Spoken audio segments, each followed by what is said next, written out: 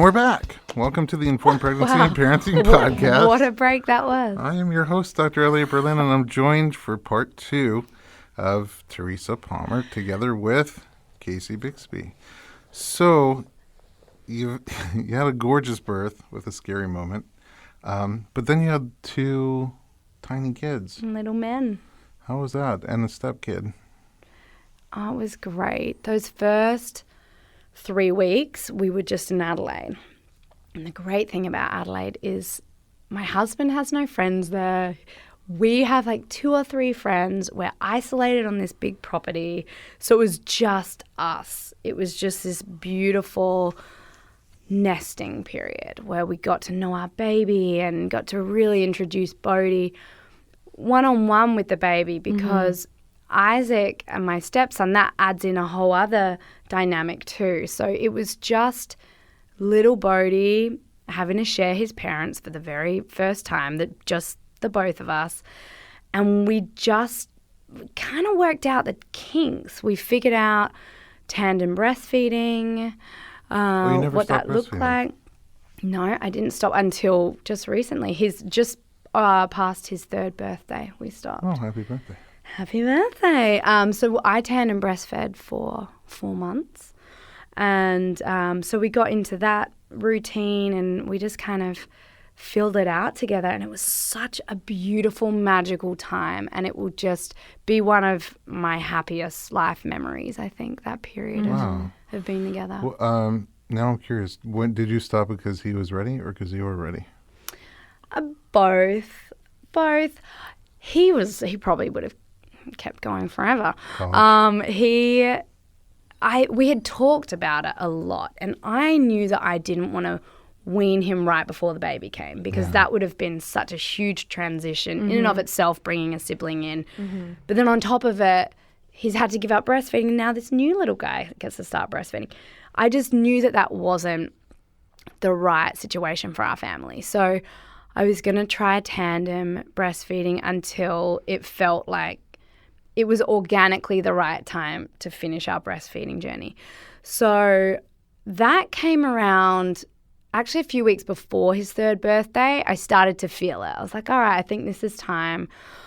And we just talked about it. We just talked about how mama's milk now, it's really made for the baby. My body is responding to the baby's needs. And so it's newborn milk now. It's not really catering for the 3-year-old, but Forrest is so happy to share his baby milk with Bodhi, but now I think it's time that we stop having mama milk. And we would talk about it, and he was okay with it. And one day he'd declare that was it, and he was like, I'm all done. And he gave the boobies a hug one day. He was like, thank you, boobies. Thank you for being so nice. We'd be all done. And then I'd remind him that we were all done. That speech, really? Well, I would remind him that we were all done. And then he would say, I didn't say we were all done. I was like, well, Bodhi, the other night, actually, Mummy recorded it so that we could play it back and remind you. He was like, that's not my voice. And so it was only just, right after his 3rd birthday that we were like, all right, you're 3 now. It's time. It must be hard because you're still breastfeeding his little brother. Yeah, but the cool thing is he's really not affected by it now. He just kind of watches Forrest and he'll tell me, okay, swap boobies now. Forrest needs the other booby. He will direct. Coach. Yeah, he'll direct me. He's like, he doesn't want that one, Mama. He wants the other one. But they're little comrades already. It's so sweet to watch their relationship. Was there a hard part for him during that transition? Yeah, I'd say the first 3 weeks, a newborn just sleeps so much. And so we were just in a really cozy, loving place. We were all co-sleeping and it was pretty magical. And then we moved back to America. 3 weeks after. Yeah, 3 weeks after the Golden Globes. For the Golden Globes, yeah. 3 weeks, next day, Golden Globes. And then after that, we came and I would say from that, after the Golden Globes, the day after the Golden Globes, I got really sick and I was sick for 3 weeks. I had the flu And that was the most challenging period for all of us because I was just down and out, but still having to do school drop-offs and breastfeed, and, we don't have a nanny. So we were just really tackling this all on our own. Plus, we now have my stepson, and Bodhi was going through giving up the boobies. There's just a lot going on. So that was challenging, and he started showing some three-nager behavior. Oh, three-nager. Three-nager. I did not. I've never heard And the term. Sarah actually, Sarah Olsen was such a great help with that. 'Cause she's like, oh my gosh, I just went through this with Wyatt. And so we just really conversed about that stuff. And I realized one of the keys was doing Bodhi-led time. So I would, aside from Forrest, I would have one-on-one Mama Bodhi time where it was Bodhi-led. So I was like, all right, it's Bodhi-led time. And we do it for 45 minutes. He gets to pick whatever he wants to do. If it's we jump in the pool together, Oh, that's so nice. we go on the slide, we go to the park, whatever. So he knew that he had that every day outside of the baby. And I think that was the answer for us. Yeah. Yeah. I feel like when we had our first, he was 2 when we had our second, and the first week, we didn't get 3 weeks. We had 1 week of magic where he just wanted to hold her and hug her and kiss her. And then literally on the 8th day, he went in for a little kiss, but then he wanted to see if the eyeball could be pulled out of the socket or not. Right. As it turns out, it's in there pretty good because he tried many times after that. And if they were alone, and he was able to get to her height, and she'd be scratched and stuff like that. Yeah. And that went on for a while. And I think the only 2 things that really helped us, one was just time. Like when she got older and she had expressions and smiles More and giggles. interaction. More interaction. He was happy with it. The one change we made was sometimes your kid is, by the time they're 2, you're busy with stuff and they're pulling on your pant leg, daddy, daddy, daddy, or mommy, mommy, and then you don't get to them right away. And the newborn, as soon as they make a squeak, you run over there and they go, and all of a sudden he would regress and he'd be lying on the floor crying, and That's right. just realized he wanted that kind of attention. So we would kind of do both. We moved his attention to being more immediate, where Dad, and I'd jump and stop what I was doing. When the baby would wake up, if it wasn't that blood-curdling, I need your help right now cry, we'd let her wake up a little bit, make some noise, and say to my son, we're going to have to finish whatever we're doing. And that made a huge difference for him. That's great. Yeah. It's just that focused attention, I think, really made a difference. And also because it's in preschool. And I know Sarah had a hard time with this too. It's just, you bring a new baby in, but then your old baby is going to preschool for 3 hours, so they don't get to have that time with you and the new family, and because they're at preschool now. So because of that as well, I think we had a rough couple of weeks because he just wasn't always with us, and then he demanded the attention when he got home. But I would say it was about a 2-week adjustment when we got back and when I was sick, and it was just, I remember saying to my husband one night, I don't know how we can keep doing this. This is so challenging because we weren't sleeping. I was so sick. We didn't have any help, and I wasn't wanting to go and figure out babysitters at this time either because I was just so sick. And then he was working, so a lot of the time I would have the 3 boys on my own sick. Were you working too? No. You weren't traveling around? Well, I was promoting Hacksaw Ridge, so I was doing fittings for the Oscars and various things like that. And I'd just lug all the kids around with me, and I'd end up, my day would be That's horrible, not sick.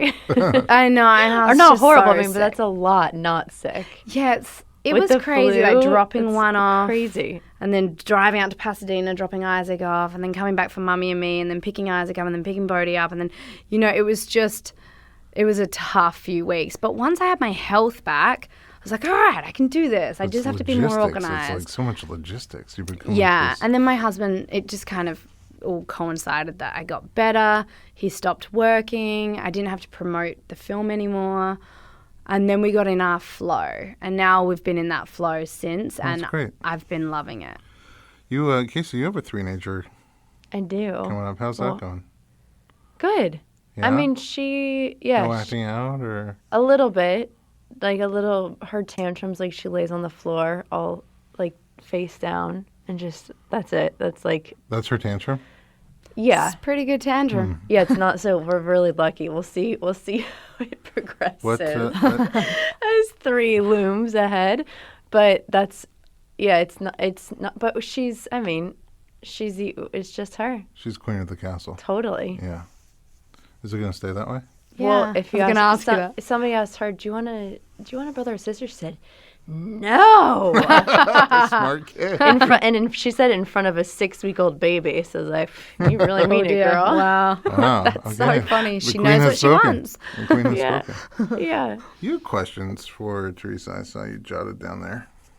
I do. I guess I think the thing I think about the most, and especially because I think any mom thinks about it, but I just have one, and which is a lot, but about balance. And I think there's like the notion of having it all, which I think is, I don't know, seems impossible. Mm-hmm. And I think one of the most challenging things that I've found is not so much being a mother, that I feel like has been pretty natural, but it's more about how do you balance, your relationship with your husband or your significant other, whomever, and then your relationship with your children and your relationship with career. yourself, Yeah, and like totally. staying healthy mentally. And I guess I was just going to ask you, what's your, I don't know, approach to that, or your ideas behind it? And Yeah, it's a good question. I think I love being a mum so much. I think of it as my job. It's what makes me tick. It's my heartbeat. And I think it's always been ingrained in me to be a mum. So it is my number one passion. I get so excited about it. And my husband is the most beautiful dad and so hands-on, but he is equally as passionate about writing and directing films and being a creative and an artist and our marriage. And I am the one that's more at fault here because I put everything into my kids, and it's very easy for me to let my career go to the wayside. My husband's not my priority. It's just the kids. And it's also very self-serving because I do get me time out of that because I'm choosing that, and that's what I love to do. And it's only been in the last month that I've realized I cannot negate the other areas of my life, and I can't ignore them, because to be the best mum I can be, I need to be a fully realized individual. And I had so many hopes and dreams. I was so passionate about my career before I had kids. My husband and I had so much time for each other, and I've just kind of let that fall aside. So now we've put in a few rules, which have it's just made the last 3 weeks be completely blissful, and I now understand where he was coming from. And I think maybe if I had navigated this a little earlier, it might have been easier on my husband, the transition from 2 to 3 kids. So our rules are from 8:30 to 10:30 p.m. We do no phones, no kids. Everyone has to be asleep. Yeah. Even if one of them's not asleep, we're not tending to that one. I mean, if it's Forrest, obviously the baby, but I'm not going back in and reading Right. books for Bodhi. We're not going and reading books for Isaac. That's our time. And we have that every single night, 7 days a week. And so we usually, we just got this home entertainment system put in. So the other night, like 2 nights ago, we sat upstairs and played Mario Kart together for 2 hours straight. Or we'll watch The Leftovers, so or nice. we'll I love snuggle. that you Every play night? video But every games. single night, it's our Wow, it's that's our amazing. rule. That's great. So there's no work in there. There's just phones are aside, and it's just connecting. Sometimes it's just talking. It's just whatever it is that we need, that connection. And it has really improved our lives in so many ways. So that's our rule. It's only 2 hours. I have to be asleep by 10:30, otherwise I won't be able to function because the baby's waking up during the night. Yeah. But it's really helped us, and we love it, and we get so excited to do it. Tonight, we're playing video games. That's our yeah. choice tonight. And yeah, it's been quite lovely to find that. I love that, and it's also feasible. Yeah, Totally. I think That's as what a I was mom, thinking you in my get head. so many ideas, grandiose ideas. That's right. Because you've put so much, usually self-pressure. And so I think usually when you think in terms of how do I foster or like tend to this relationship with my significant other, you normally think big, like grandiose, and those don't normally work. Like a 'cause you date can't night do it. twice a week. Like it just doesn't happen. It's like, That's right. And then also, wonderful. I've just started utilizing the time that Bodhi's at school for that to be my me time. So whether that's with work, I've started actually being like, all right, guys, you can send me scripts now. And so I know I have those 3 hours. And, you know, I have my routine, which doesn't involve my husband. It's about me. And yes, Forrest is with me, but he's such a sweet, quiet little guy who just sits with me and sleeps or wants the boob, that I really do feel like I'm having me time. And I can get emails done, I can work, I do mummy and me yoga class. And so that feels great. I feel very fulfilled and all of my needs are being met. Yeah. But you have to be organized. That's the thing I didn't realize, That's the I big think. piece. Yeah, you have Organization to is key. organize. I'm like, all right, I know in my schedule from 9 to 12, if I want to catch up with a friend, that's when I do it. But it's the mornings I know. If I want to go to the gym, it's the mornings. Whatever I need to do for me, morning times. I know afternoons is about my son and extracurricular activities and play dates and whatever. And then my nighttime is my husband. So it's sort of structured, but I think it's the only way I can fit everything in. Yeah, for sure. Yeah. That's really cool. I'm going to try it. What, the 8:30 to 10:30? Yeah, well, I don't know. That's 2 hours is a ambitious leap, but maybe 9 to 10. Just for starters. That's it. Yeah. Yeah. Just start with a chunk, because we don't. Like, I You also need to get clone? Nintendo or whatever. Yeah. Oh my we have gosh, a- So Wait, cool. What's we have it called PS4. now? What's We have it PS4. called? You do? Yeah, totally. Perfect. It's so fun. It's so mindless. It really is. It's like a nice, and it's You can not be a like, big kid. because if I watch TV, I'll fall asleep. Yeah, unless it's The Leftovers. It's the best show ever. The Leftovers? I'm obsessed with it on HBO. I'll check it out. Obsessed. On box office. Yeah, it's fantastic. Wow. That was a power-packed hour. Indeed. That's Whoa, really, I talked first so of all, much, you, guys. You're you- supposed but you, I don't even want you to stop. You moved me with your birth story. Yeah, that's incredible. I felt the euphoria, and then I felt the panic, and then I felt the euphoria again. Yeah, that's how it went. And then that it's really hard. Most people focus on that 24-hour, birth period, and not too much on the 24-year, raising your kids after that period. So it's really cool to see. I in my mind, because I hadn't really spoken to you when you got back, and Yeah. I didn't know your birth story, and but I did see you popping up doing promos for the film. So Yeah. I was like, how is she even back with a 3-week-old? Wait, and by the way, too, she was in a wedding in the middle of all of that, too. Oh, nice. And in a wedding. I was like, how is she even crazy. back and doing like Maid of honor. those? I mean, 3 weeks after you had your baby, you weren't just back to. It just occurred to me that you were at the Golden Globes. Yeah. Yeah. How It was was that really, even guys, just, like- you should have seen what I look like, though. What do you mean? I had 4 hours of hair and makeup. Oh, I had someone literally come in and do these face pressure points to get rid of the extra fluid in my face. It was gnarly. I looked like a new mother, and somehow they made me look half all right. I'm gonna check, More than I'm gonna half check it alright. out. I have a feeling Casey's right. It was more than half right. But Yes. did that feel like a ton of pressure? Just how you had to look? I didn't care. didn't care. Honestly, I was like, oh, the fact that I even get to go to this is cool. But I mean, I just when you couldn't were ca- trying to get your kid out, and all those people were calling, and you were getting closer and closer to that. Date, Yeah. It's not like they were going to move the Golden Globes for your birth. No. And we missed our flight coming back with a 3-week-old. We Oops. missed our flight. Oh, it was kind of a nightmare. I was like, I'm going to miss the Did Golden you miss Globes. it, or did you get dragged It's off? so weird you came down with the flu after all that. I know. Jeez, that's What so a weird. mystery. It was so funny. My friends were like, My friends like, we knew you were gonna get sick. My friends in Adelaide were like, do you even really do you remember what you were talking about? Like, you're on another planet. Like, you were definitely gonna get sick. I was like, really? I thought I could handle all of it. Yeah. Ooh. Before we wrap up, anything else you want to share? Goodness gracious. Or final questions from Casey? I have a sort of a good wrap-up question, I guess, but I was going to ask you, too, what's the best advice? Well, okay, you can pick between two. Yeah. Either. What's the best advice someone's given you or that you've read or whatever about raising children? And or what's the worst thing someone said to you while you're pregnant? Because people always say the want both. worst stuff. If you only do one, you'll have to come back. Yeah, I know. Oh, God.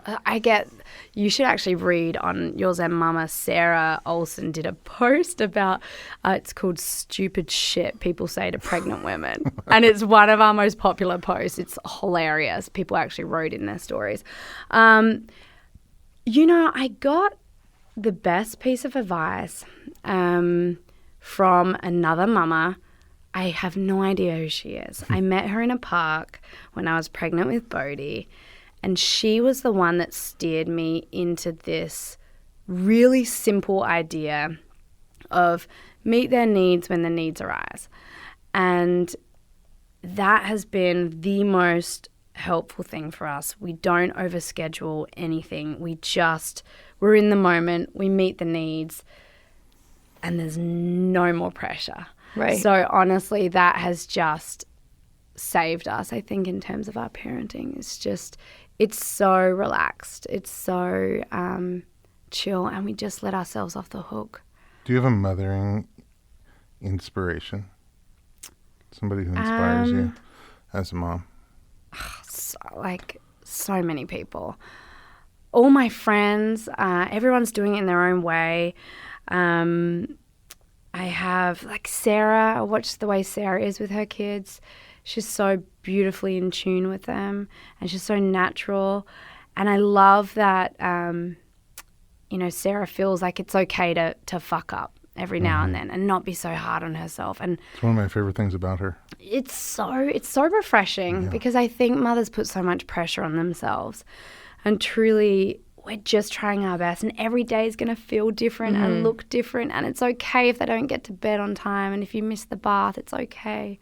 If they eat some sweets because you're in a situation where you didn't get to get the healthier snacks and they want to have a sugary treat, it's fine, yeah. And I think that kind of parenting has been very, very liberating. You mean living in reality? Yeah, and it's real. Weird. It's grounded in reality. Yeah, exactly. It's real. Well, thank you. Cool. For coming back to the Thanks for having podcast. me, guys. And thank you, Casey, for coming back. It's been too long. My pleasure. You'll have to do it again in a minute. And you're not in Hawaii And at or home. New York, living her life. Thank you for listening to the Informed Pregnancy and Parenting Podcast. Share us with your friends. Oh, and where can we find you online? Your Zen Mama. .com. .com. Your Zen Life. Instagram Is your Zen Life still happening? Yes, your Zen Instagram? Life. Are there new TED Talks coming out? Yeah, I'm going to do one next week. Oh, my God. During my is it- 9 to 12. Do they get posted on your Zen Mama? Or? No, it's more Your Zen Life. But I've been Your doing Zen a Life. series called Mama Thoughts. I just launched that last week. So I'm going to do those vlogs once a month on Your Zen Amazing. Mama. I will be tuned in. For more information on today's guest, together with our blog documentaries and other pregnancy and parenting resources, visit informedpregnancy.com.